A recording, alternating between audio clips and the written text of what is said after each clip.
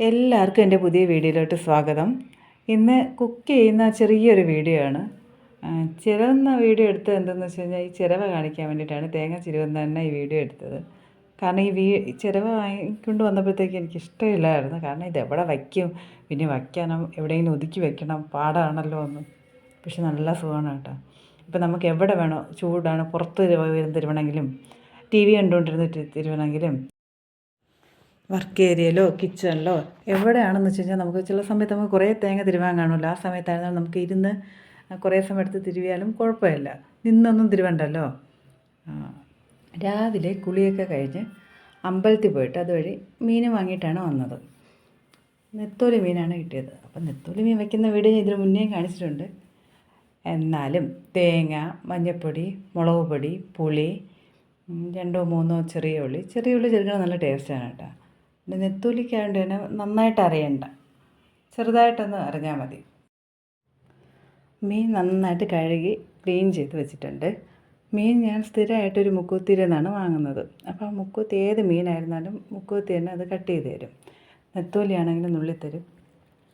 എന്നാലും നമ്മൾ നന്നായിട്ട് ക്ലീൻ ചെയ്തെടുക്കണം. വീട്ടിൽ കൊണ്ടുവന്ന് അവർ വെറുതെ നുള്ളി വിടയല്ലേ ഉള്ളൂ. അങ്ങനെ നന്നായിട്ട് മീനൊക്കെ വൃത്തിയാക്കി മീനിനുള്ള അരപ്പും തയ്യാറായി എല്ലാം റെഡിയാക്കി വെച്ചിട്ടുണ്ട്. അപ്പോൾ ഈ മീൻ വാങ്ങാൻ വേണ്ടി നിന്നപ്പോൾ തന്നെ അടുത്തൊരു ആൻറ്റി പച്ചമുളക്, തക്കാളിയൊക്കെ ആയിട്ട് ഉണ്ടായിരുന്നു. അപ്പോൾ അസുരമുളക് ഇരിക്കുന്നത് കണ്ടുകൊണ്ട് നെത്തോലി മീനിൽ അസുരമുളക് ഇട്ടാൽ നല്ലതാണല്ലോ, നല്ല മണമാണ്. എനിക്ക് ഭയങ്കര ഇഷ്ടമാണ്. ആ നെത്തോലി മീനിൽ തന്നെ ഒരു നല്ലൊരു മണമാണ് അസുരമുളക് ഇടുമ്പം. അങ്ങനെ പച്ചമാങ്ങ ഉണ്ടായിരുന്നു. പച്ചമാങ്ങ, അസുരമുളക്, മുരിങ്ങയ്ക്ക, കറിവേപ്പില ഇതെല്ലാം കൂടെ നന്നായിട്ട് മിക്സ് ചെയ്തു. അങ്ങനെ മീൻകറി അടുപ്പിൽ വെച്ചിട്ട് ഇനിയാണ് അടുത്ത് വാങ്ങിക്കൊണ്ട് വന്ന സാധനങ്ങളെല്ലാം എടുക്കാൻ വേണ്ടിയിട്ട്. കാരണം മീൻ ആകുമ്പോഴത്തേക്കും ഫ്രഷായിട്ട് വയ്ക്കണ്ടേ, അപ്പം തന്നെ വെച്ചാലേ കൊള്ളാം. അത് കാരണം അത് റെഡിയാക്കിയിട്ട് ഇനി അടുത്ത് വാങ്ങിക്കൊണ്ടുവന്ന സാധനങ്ങളെല്ലാം എടുക്കണം. ചക്ക കണ്ടപ്പോൾ ചക്ക വാങ്ങിയായിരുന്നു. ചക്ക എവിടെ കണ്ടാലും ചക്ക വാങ്ങും. കാരണം എനിക്ക് ഭയങ്കര ഇഷ്ടമാണ് ചക്ക. ഭയങ്കര നഷ്ടമാണ് കേട്ടോ, കുറച്ച് ചക്കയേ ഉള്ളൂ. എന്നാലും എവിടെ കണ്ടാലും ഞാൻ ചക്ക വാങ്ങും. ചക്കയും പയറും വാങ്ങിയായിരുന്നു. പയർ തോരനും വയ്ക്കണം, ചക്ക എരിശ്ശേരിയും വയ്ക്കണം. ചക്ക എരിശ്ശേരിയും മീൻകറിയും കൂടെ നല്ല ടേസ്റ്റാണല്ലോ. പിന്നെ പ്രത്യേകിച്ച് ഞാൻ നേരത്തെ പറഞ്ഞില്ല, അസുരമുളക് ഇട്ടാൽ നല്ല മണമാണ് കേട്ടോ. മീൻകറി വയ്ക്കുമ്പം തന്നെ നല്ല മണമാണ്. അതും കൂടെ കഴിക്കുമ്പോൾ നല്ല ടേസ്റ്റാണ്. നെത്തോലി മീനും ചക്ക എരിശ്ശേരിയും. അപ്പോൾ ഞാൻ പുതിയൊരു മൺകലം വാങ്ങിയിട്ടുണ്ടായിരുന്നു. പൊങ്കാലയ്ക്ക് പോയപ്പോഴത്തേക്കും വാങ്ങിയതാണ്. അപ്പോൾ അതിൽ എരിശ്ശേരിയും വയ്ക്കാം.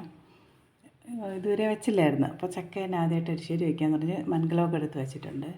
ഇനി ഇതെല്ലാം നന്നായിട്ട് അരിഞ്ഞിട്ട് മൺകലത്തിൽ വേവിക്കണം. അങ്ങനെ മൺകലത്തിൽ ചക്കയും ചക്കക്കുരുവും കുറച്ച് ഉപ്പും കൂടെ ഇട്ട് നന്നായിട്ട് വേവിച്ച് വെച്ചിട്ടുണ്ട്. ചക്ക കുറച്ച് വേവ് കുറവായിരുന്നു, അതുകൊണ്ട് അതിനെ നന്നായിട്ട് ഉടച്ചെടുത്തിട്ട് തേങ്ങ ഞാൻ തിരികെ വെച്ചിട്ടുണ്ട്. ഇനി അരപ്പ് റെഡിയാക്കണം എരിശ്ശേരിക്ക് വേണ്ടിയിട്ട്.